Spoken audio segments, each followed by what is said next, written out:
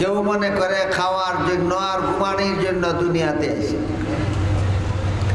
কেউ মনে করে দুনিয়াতে মাতব্বরি আর নেতৃত্ব করার জন্য দুনিয়াতে আসে, কেউ মনে করে দুনিয়াতে ধন সম্পদ উপার্জন করার জন্য আসে। এই সমস্ত কাজে আল্লাহ মানুষকে দুনিয়াতে পাঠান না। দুনিয়াতে পাঠান একমাত্র আল্লাহর ইবাদত করার জন্য।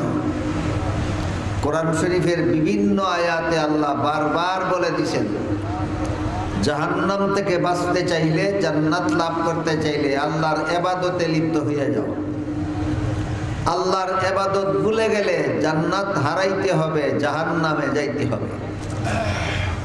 এই বিষয়ে মানুষকে সতর্ক করার জন্য আবার উলামায়ে কেরামকে আল্লাহ দায়িত্ব দিয়েছেন। আল্লাহ বলেন, ওয়ালিয়ুনযিরু কওমাহুম ইযা রাজাউ ইলাইহিম লাআল্লাহুম ইয়াহযারুন। আলেমগণের দায়িত্ব হলো গোটা মানুষের সমাজকে জাহান্নামের শাস্তির ব্যাপারে সতর্ক করো। যারা জাহান্নামে যাওয়ার মতো কাজ করে এদেরকে সাবধান করো, সতর্ক করো। সাবধান, জাহান্নাম থেকে বাঁচতে হইলে গুনার কাজ ছেড়ে দাও। এটা আলেমগণের প্রতি আল্লাহ দায়িত্ব আরোপ করে দিয়েছেন। এই দায়িত্ব পালন করার জন্যই আমাদের দেশের প্রায় সমস্ত কওমি মাদ্রাসার পক্ষ থেকে বৎসরে কমপক্ষে একটা সভার আয়োজন হয়। কি জন্য? সমাজের সর্বস্তরের মানুষকে গুনার ভয়াবহ শাস্তির ব্যাপারে সতর্ক করার জন্য। গুনার শাস্তি জাহান্নাম, জাহান্নাম থেকে বাঁচতে হইলে গুনাহ ছাড়া। গুনাহ মানুষে দুই ভাবে করে। একটা হলো ঠিক মতো ইবাদত না করার কারণে গুনাহ, নামাজের সময় নামাজ না পড়ার কারণে গুনাহ, রোজার সময় রোজা না রাখার কারণে গুনাহ। আর একটা হলো বান্দার হক নষ্ট করার কারণে গুনাহ, বান্দার প্রাপ্য না দেওয়ার কারণে, বান্দাকে অন্যায়ভাবে কষ্ট দেওয়ার কারণে গুনাহ। এক কথায় আল্লাহর হক নষ্ট করার মাধ্যমে গুনাহ হয় এবং বান্দার হক নষ্ট করার মাধ্যমে গুনাহ হয়। আল্লাহর হক কি? এক হাদিসে উল্লেখ আছে, রাসূল করিম সাল্লাল্লাহু আলাইহি ওয়াসাল্লাম একজন সাহাবীকে জিজ্ঞাসা করলেন, তুমি কি জানো বান্দার কাছে আল্লাহর কি হক আছে, আল্লাহর কি পাওনা আছে, আর আল্লাহর কাছে বান্দার কি পাওনা আছে? সাহাবী বলেন, ওগো আল্লাহর রাসূল, আমি তো জানি না, আপনি আমাকে শিক্ষা দিন। তখন রাসূল বলেন, বান্দার কাছে আল্লাহর প্রাপ্য হইল, আল্লাহর হক হইল বান্দা আল্লাহকে লা শরীক জেনে একমাত্র আল্লাহর ইবাদত করবে। এই ইবাদতটাই বান্দার কাছে আল্লাহর পাওনা, আল্লাহর হক। কাজী যারা ঠিক মতো ইবাদত করে না, এরা আল্লাহর হক লঙ্ঘন করার মাধ্যমে গুনাহ করে। আর হাদিস শরীফে রাসূল বলেন, বান্দার কাছে আল্লাহর হক হইল ইবাদত, আর আল্লাহর কাছে বান্দার হক হইল জান্নাত। বান্দার কাছে আল্লাহর পাওনা হইল ইবাদত, আর আল্লাহর কাছে বান্দার পাওনা হইল জান্নাত।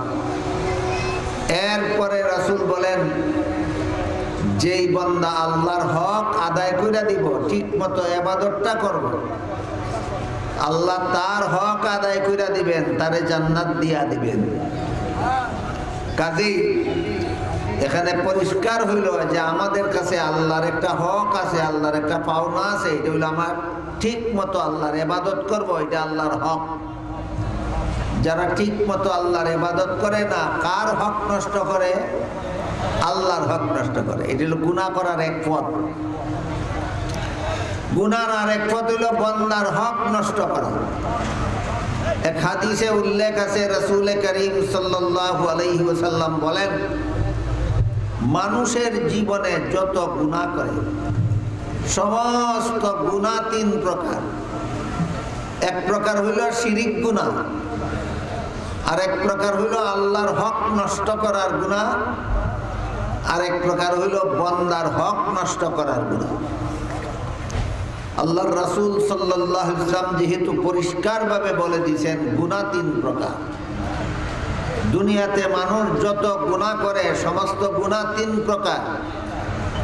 এক প্রকার গুনাহ হলো শিরিক গুনাহ, আরেক প্রকার গুনাহ হলো আল্লাহর হক নষ্ট করার গুনাহ, আরেক প্রকার গুনাহ হলো বান্দার হক নষ্ট করার গুনাহ। বুঝার চেষ্টা করুন, জীবনভর মনে রাখার চেষ্টা করুন। বুঝে থাকলে একটু দয়া করে বলেন তো, মানুষের সারা জীবনের গুনাহ কত প্রকার? তিন প্রকার। প্রথম গুনাহ শিরিক। প্রথম গুনাহ শিরিক গুনাহ, আল্লাহর সাথে শরীকদার সাব্যস্ত করা। হাদিস শরীফে আল্লাহর রাসূল বলেন এই গুনার মাফ নাই। কেউ যদি শিরিক গুনাহ করে মারা যায় তাহলে সে চিরকাল জাহান্নামে থাকবে। তার জাহান্নামের শাস্তি কোনোদিন মাফ নাই, কোনোদিন মাফ নাই। আল্লাহ যেমন চিরকাল থাকবেন, শিরিক গুনাহ করনেওয়ালাও তওবা না করে মারা গেলে জাহান্নামে চিরকাল থাকবে। বুঝে থাকলে বলেন, শিরিক গুনাহ যারা করে আর তওবা না করে মরে, এরা জাহান্নামে কতদিন থাকবে? চিরকাল। এরপরে রাসূল বলেন আল্লাহর হক লঙ্ঘন করে, আল্লাহর হক নষ্ট করে যারা গুনাহ করে, নামাজের সময় নামাজ পড়লো না, রোজার সময় রোজা রাখলো না, যাকাতের সময় যাকাত দিল না, এটা কেমন গুনাহ? আল্লাহর হক নষ্ট করার গুনাহ। এই গুনাহ আল্লাহ যখন ইচ্ছা যাকে ইচ্ছা মাফ করে দিতে পারেন। কিন্তু ৩ নম্বর গুনাহে বান্দার হক নষ্ট করার গুনাহ। বান্দার হক নষ্ট করার গুনাহ দুই ভাবে হয়।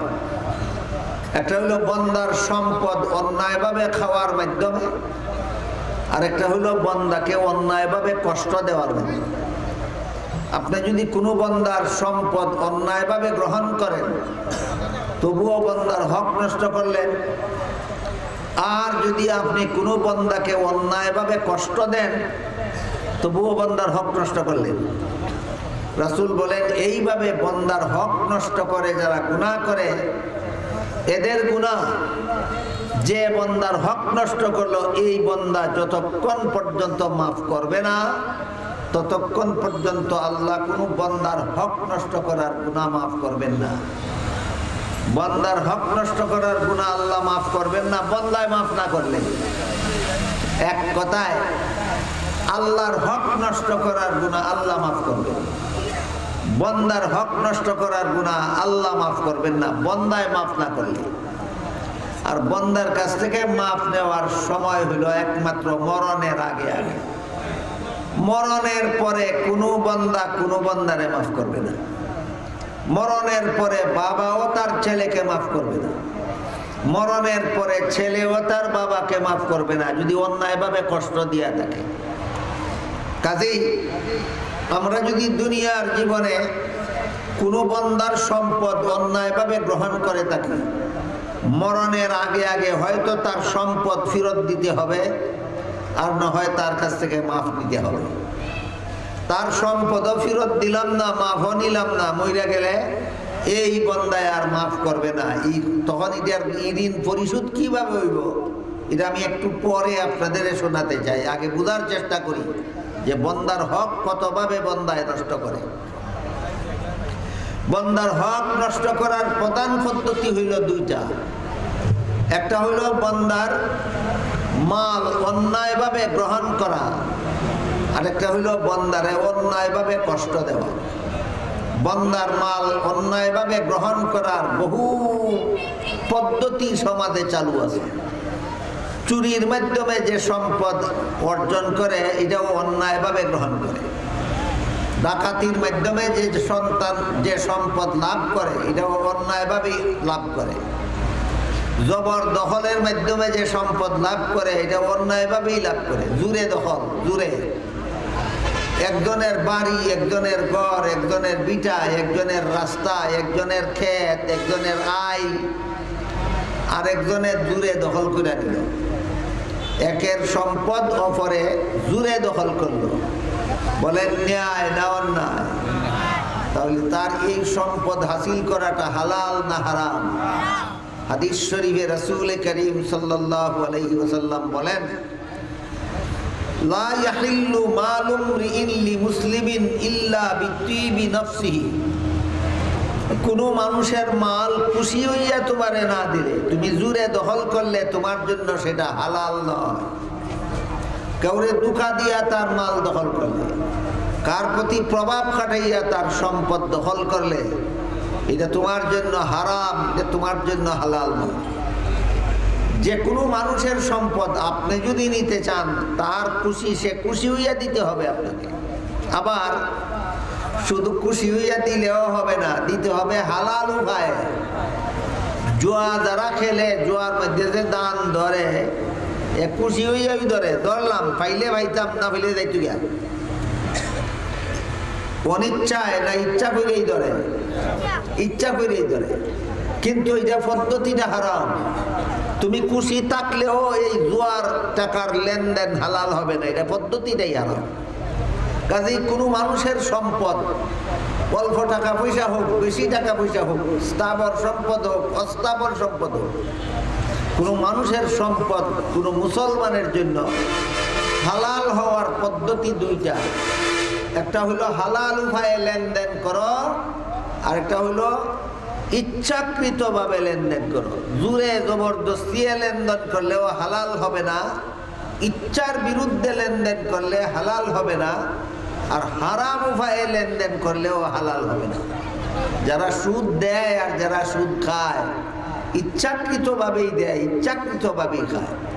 যারা ঘুষ দেয় আর যারা ঘুষ খায়, ইচ্ছাকৃতভাবেই দেয় আর ইচ্ছাকৃতভাবেই খায়। কিন্তু দেওয়া নেওয়াটা হালাল না হারাম? হারাম। সুদ খাইলেও হারাম উপায়ে অন্যের সম্পদ খাইল, ঘুষ খাইলেও হারাম উপায়ে অপরের সম্পদ খাইল, জবরদখল করলেও হারাম উপায়ে অপরের সম্পদ খাইল। আমাদের সমাজে বন্দার সম্পদ, বন্দার মাল অন্যায়ভাবে খাওয়ার বহু পদ্ধতি চালু আছে। যারা গৃহস্থী করে এরাও ইচ্ছা করলে অন্যায়ভাবে বন্দার সম্পদ গ্রহণ করতে পারে। যারা ব্যবসা করে তারাও ইচ্ছা করলে অন্যায়ভাবে বন্দার সম্পদ গ্রাস করতে পারে, গ্রহণ করতে পারে। যারা চাকুরি করে তারাও ইচ্ছা করলে বন্দার সম্পদ অন্যায়ভাবে গ্রহণ করতে পারে। গৃহস্থী করলে সম্পদ অন্যায় কিভাবে হয়? আপনার ক্ষেতে আপনি চাষ করবেন, আপনার ক্ষেতে আপনি ফসল ফলাইবেন, এই ফসল তো জুড়ে আনা হয়েছে না অন্য কোনো মানুষের কাছ থেকে, এটা আপনার জন্য হারাম হবে কেন? এটাও হারাম হইতে পারে। কেমন হারাম হইতে পারে? এই ক্ষেতটা আপনি হালাল উপায়ে উপার্জন করছেন না হারাম উপায়ে দেবেন? ক্ষেতটা ওই যদি জুড়ে দখল করা হইয়া থাকে, একটা ক্ষেত আপনার না আরেক বেটার ক্ষেত জুড়ে দখল করছেন, দলিল করছেন, বুয়া দলিল, অফিসারে ঘুষ দিয়া দলিল করছেন নিজের নামে, বুয়া দলিল। জানেন যে এটা আসলে আমার ক্ষেত না, আমি একটা বুয়া দলিল করে বুঝা থাকলে বলেন ক্ষেত আপনার না আরেকজনের। এই ক্ষেত যেই ফসল আপনি মেহনত করে ফলাইলেন, এই ফসল আপনার জন্য হালাল নয়। আরেকজনের ক্ষেত ফসল ফলাইছো, এটা তোমার জন্য হারাম। বুঝে থাকলে বলেন গৃহস্থী করলেও হারাম উপার্জন হয় কিনা? গৃহস্থী করলেও হারাম উপার্জন হয়। অথবা আপনার নিজের ক্ষেত, নিজের মালিকানার ক্ষেত, কিন্তু আপনি হাল চাষ করার সময়, হাল বাওয়ার সময় ক্ষেতের আইলের কাছি দিয়া যখন লাঙ্গল যায়, তখন লাঙ্গল একটু বেঁকা করে ধরল, আইলের উপরটা ঠিক রইল, আর লাঙ্গলের ফাল আইলের গুড়ি কুদ্দা লইয়া গেল। কিছুদিন পরে 400 আঙ্গুল আইল ভাঙ্গিয়া আপনার ক্ষেত ভরে গেল। ক্ষেত 4 আঙ্গুল 6 আঙ্গুল বাড়ল নি, এই বাড়তি 400 আঙ্গুল জায়গা আপনার না আরেকজনের। আপনি জানেন এটা আপনি হারাম উপায়ে গ্রহণ করছেন। এই 400 আঙ্গুলের মধ্যে যত গুছা দান লাগাইবা, এটা তোমার না, এটা মালিক তুমি না। এই দানের দানাগুলি তোমার জন্য হালাল নয়, এই দানের দানাগুলি তোমার জন্য হারাম।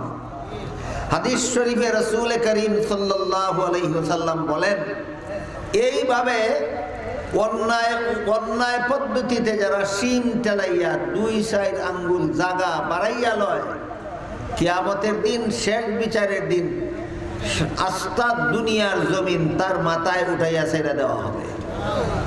আস্থাটা পৃথিবী উঠাইয়া একটা মানুষের মাথায় ছেড়ে দিলে মানুষটাকে খুঁজিয়া পাওয়া যায় বলি। তাও চিন্তা করে দেখেন, যারা দুই আঙ্গুল 4 আঙ্গুল ক্ষেতের এরিয়া বাড়ানির লাগি লুকাইয়া চুরি করিয়া চুফে কুদাল দিয়া কাটে, লাঙ্গল দিয়া কুদে 2-4 আঙ্গুল জমিন বাড়াইতো। এরা কত বড় বুদ্ধিমান না কত বড় বোকা? বুদ্ধিমান না, এরা বোকা। এরা এই 2-4 আঙ্গুল জমিন বাড়ায়, নিজের ক্ষেতটারে হারাম বানায়, নিজের ফসলগুলিরে হারাম বানায়। আর কিয়ামতের দিন আস্থা দুনিয়া তার মাথার ছাইড়ে দেওয়ার মতো ভয়ঙ্কর পাপে লিপ্ত হয়।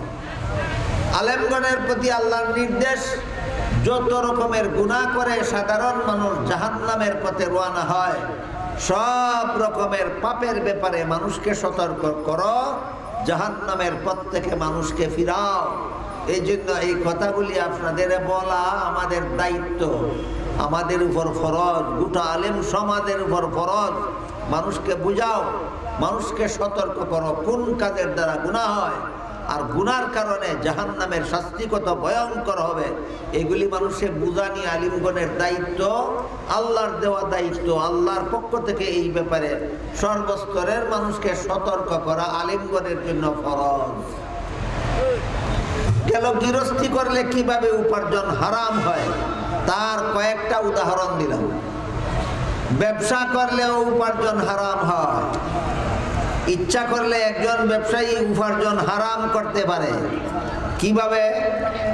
ব্যবসা করতে গিয়ে মাল যখন কিনে আনে তখন মাপার সময় মাল পরিমাণ বেশি দিয়ে মাপে, আর মাল যখন বেচে তখন মাপার সময় ওজনে কম দেয়। এরকম দোকানদার আসেনি সমাজ, যে কিনে আনবার সময় ওজনে বেশি আনে আর বেচার সময় ওজনে কম দেয়। এদের জন্য আল্লাহ পাক রব্বুল আলামিন বলেন, ধ্বংস এদের কপালে। ওয়াইলুল লিল মুতাফফিফিন আল্লাযীনা ইযা তালু আলান নাস ইস্তাউফুন ওয়া ইযা কালুহুম আও ওয়াজানুহুম ইউখসিরুন। যে সমস্ত ব্যবসায়ীরা মাল কিনে আনার সময় ওজন পরিমাণ থেকে বেশি নেয় আর বেচার সময় ওজনের পরিমাণ থেকে কম দেয়, আল্লাহ বলেন এরার কপালে ধ্বংস ছাড়া কিছু নয়। ব্যবসার মধ্যেও হালাল হারাম আছে কিনা? ব্যবসার মধ্যেও হালাল হারাম আছে। আবার মিছা কথা কইয়া যদি ব্যবসা করে, কয় আল্লাহর কসম আমার কিনা হয়ে আছে 500 টাকা দর, তোমার কাছ থেকে লাভ নিতাম না, তুমি 500 টাকা হয়ে দিলাম। আসলে কিনছে 350 টাকা দর। 350 টাকা দর কিনে আনছে কইয়া 500 টাকা দর কিনা পড়ছে, তোমার কাছ থেকে 1 পয়সাও লাভ নিতাম না কইয়া দে বেচল। হাসা কইয়া বেচল না মিছা কইয়া বেচল? ব্যবসা হালাল হইল না হারাম হইল? ব্যবসা হারাম। হাদিস শরীফে রাসূল করিম সাল্লাল্লাহু আলাইহি ওয়াসাল্লাম বলেন, আত-তুজ্জারু ফুজ্জারুন ইয়াউমাল কিয়ামা। একদল ব্যবসায়ী হাসরের মাঠে পাপিষ্ঠদের সাথে হাসর হবে। একদল ব্যবসায়ীর হাসর হবে পাপিষ্ঠদের সাথে। আরেক হাদিসে রাসূল করিম সাল্লাল্লাহু আলাইহি ওয়াসাল্লাম বলেন, আত-তাজিরুস সাদুকুল আমিন মা'আন নাবিয়্যিনা ওয়াস সিদ্দীকিনা ওয়াস শুহাদা'i ওয়াস সালিহিন। আরেক দল ব্যবসায়ী এদের নবীগণের সাথে হাসর হবে, সিদ্দিকগণের সাথে হাসর হবে, শহীদগণের সাথে হাসর হবে, নেককারগণের সাথে হাসর হবে আরেক দল ব্যবসায়ী। তাহলে সারা দুনিয়ার সমস্ত ব্যবসায়ী 2 দল। একদল ব্যবসায়ীর হাসর হবে পাপিষ্ঠদের সাথে, আরেক দল ব্যবসায়ীর হাসর হবে নবীগণের সাথে, শহীদগণের সাথে। আল্লাহর রাসূল বলেন, নবীগণের সাথে শহীদগণের সাথে কোন সমস্ত ব্যবসায়ীদের হাসর হবে? যারা সত্যবাদী এবং আমানতদার, মিথ্যা কথা কইয়া মাল কিনে না, মিথ্যা কথা কইয়া মাল বেচে না, আর ব্যবসার মালের মধ্যে খিয়ানত করে না। ব্যবসার মালের মধ্যে খিয়ানত করে না। যে দামের চাউল কিনছে বাজারে নিয়ে খুচরা বেচবো, এই চাউলের মধ্যে কম দামি চাউল মিশায় না, খেয়ানত করে না। যে দামের দাম কিনছে বাজারে নিয়ে বেচবো, এই মূল্যবান দানের সাথে কম দামি দান মিশাইয়া বিক্রি করে না। দুধ কিনছে বাজার নিয়ে বেচবো, কিনছে বেলা দুধই কিনছে আর বেচবার আগে পানি মিশাইলেছে। বলেন ব্যবসায়ের মধ্যে আমানত রক্ষা করলো না খিয়ানত করলো? যেই ব্যবসায়ী মিথ্যা কথা বলে আর যেই ব্যবসায়ী ব্যবসায়ের জিনিসের মধ্যে খিয়ানত করে এরার হাসর হবে পাপিষ্ঠদের সাথে। আর রাসূল বলেন যে সমস্ত ব্যবসায়ীরা সত্যবাদী এবং আমানতদার এদের হাসর হবে নবীগণের সাথে শহীদগণের সাথে। ব্যবসার মধ্যেও হালাল হারাম আছে কিনা? হালাল হারাম। খালি ব্যবসায়ীরা দোষ হবে কেন? আমরা যারা কাস্টমার, আমরা যারা খরিদ্দার, আমাদের মধ্যেও হালাল হারাম আছে। কিরকম? এক সময় পয়সা নাই, দোকান থেকে মাল বাকি কিনলো, যেদিন পয়সা জোগাড় হয় দিয়া দিল। কিন্তু কোনো কোনো বাকি কাস্টমার আছে মাসাবধি বাকি কিনে, কয় মাস পুরাইলে একসাথে দিয়া দিল। আগের মাসের বিল দিয়া দিল, পরের মাসে আবার বাকি আনলো, দ্বিতীয় মাসের বিল দিয়া দিল, তৃতীয় মাসও আবার বাকি আনলো। এখন আর মাস শেষে পরিশোধ করে না। মাজনে চাইলে কয় আচ্ছা আর কিছুটা দিন সময় দাও, গেল 2 মাস পরিশোধ করে না, কয় 3 মাসের বিল একসাথে দেয়, গেছে 3 মাস আর দেয় না। এখন যদি দোকানদারে তার কাছে বকেয়া বিল চায় তাহলে বাকিও দেয় না, এই দোকানও আর মালও কিন্তু জানায়, এরপর দিন থেকে অন্য বাজারও বাজার করে। এই রকমের কাস্টমার হওয়া যায় বলি।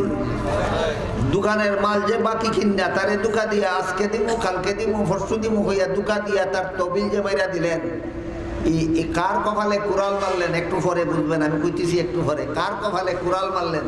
দোকানদারের কপালে না, কাস্টমারে নিজের কপালে কুড়াল মারছে। কার কপালে কুড়াল মারছে? নিজের কপালে কুড়াল মারছে। গেল ব্যবসায়ের মধ্যে কিভাবে হারাম হয়। এরপরে দেখুন চাকরির মধ্যে কিভাবে হারাম হয়। চাকরিতে যত টাকা বেতন ফুরাইয়া চাকরি লইলেন, টাকা নিলেন ঠিকই, ডিউটি যে পরিমাণ করার কথা আছিল ডিউটি ফাঁকি দিলেন। হাজি সাহেবের করো আপনি মাল বেচা কেনার জন্য একজন কর্মচারী হিসাবে চাকরি লইলেন 5,000 টাকা মাস। একটা কথা ছিল আপনি ডেইলি 6 ঘন্টা ডিউটি করবেন। আপনি 6 ঘন্টা ডিউটি করেন না। হাজি সাহেব যখন গণনা থাকে তখন আপনি জানেন কি আপনি নিজের কাজে কোনোদিন 5 ঘন্টা ডিউটি করেন, কোনোদিন 4 ঘন্টা ডিউটি করেন, কোনোদিন 3 ঘন্টা 3.5 ঘন্টা ডিউটি করেন।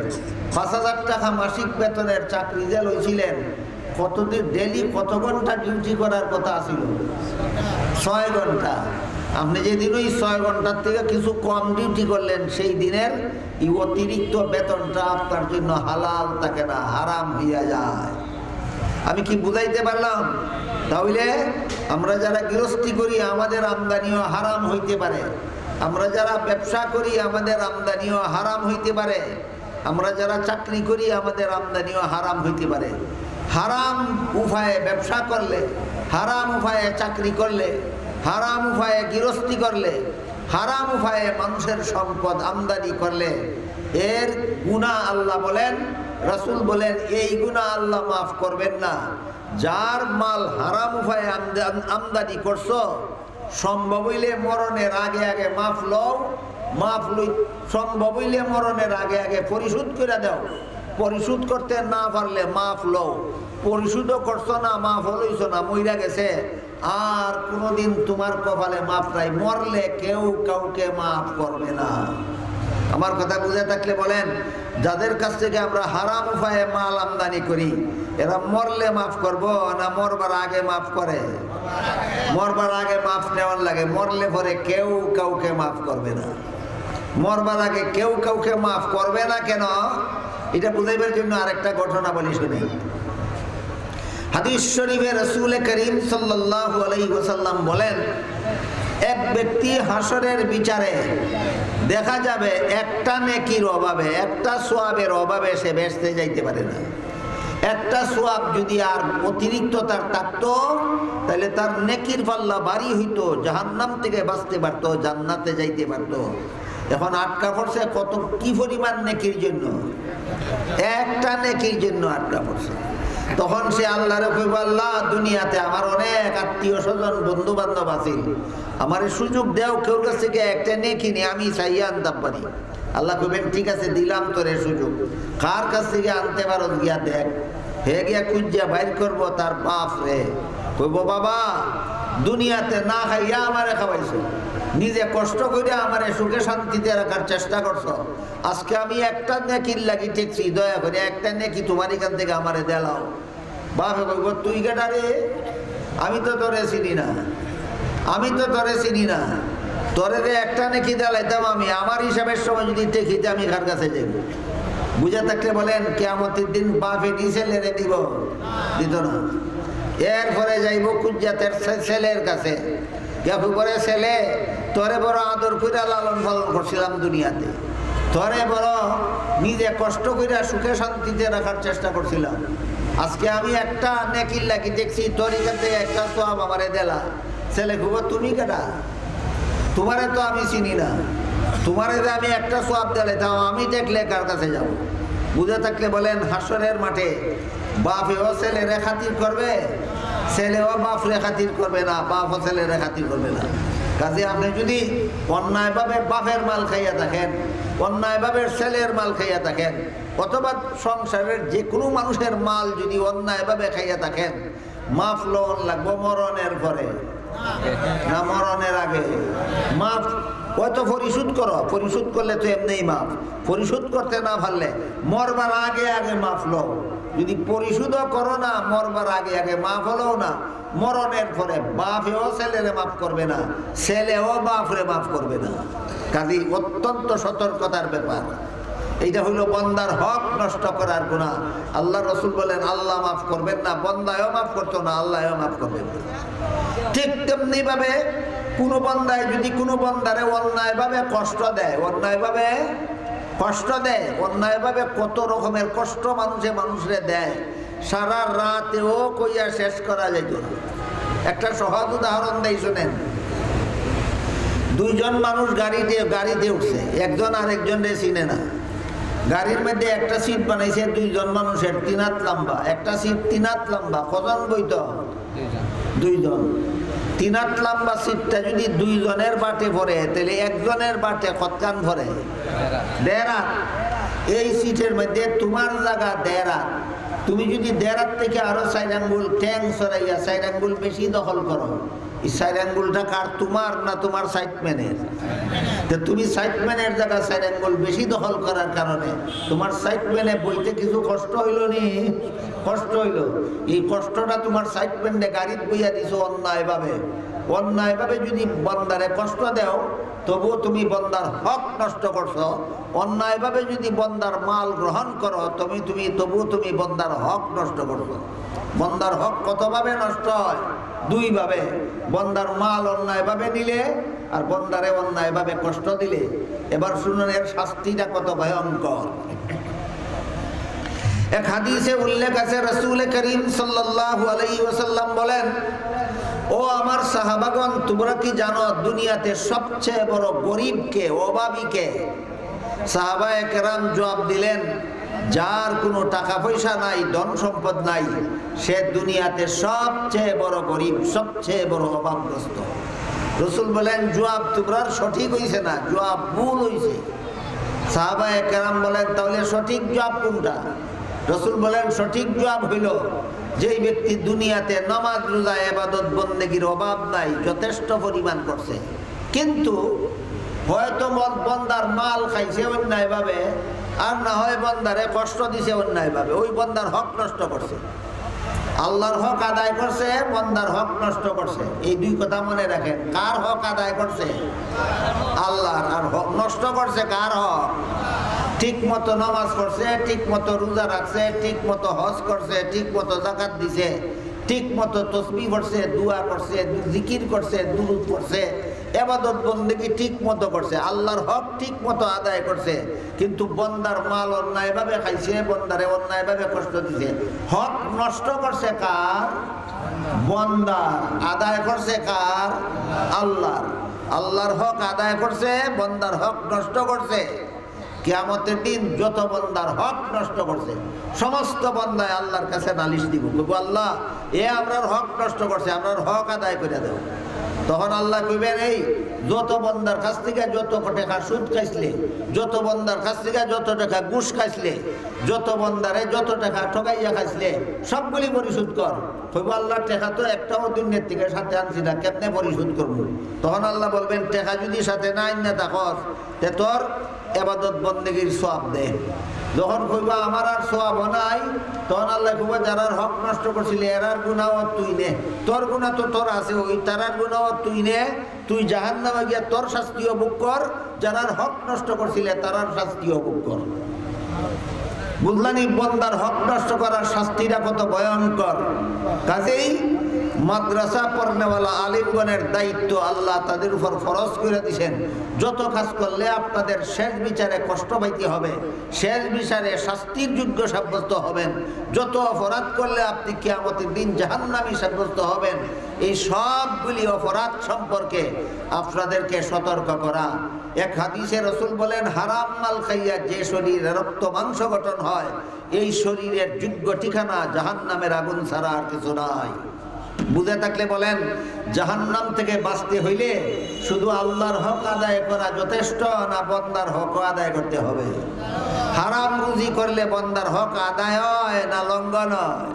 কাজেই বান্দার হক আদায় করতে হইলে রুজি হালাল করতে হবে এবং মানুষকে অন্যায়ভাবে কষ্ট দেওয়া চলবে না। জাহান্নাম থেকে বাঁচতে হইলে আল্লাহ আপনারে আমরারে আল্লাহর হক আদায় করিয়া বান্দার হক আদায় করিয়া শেষ বিচারের দিন জাহান্নাম থেকে বাঁচার এবং জান্নাত লাভ করার তৌফিক দান করুন। সবাই বলুন আমিন।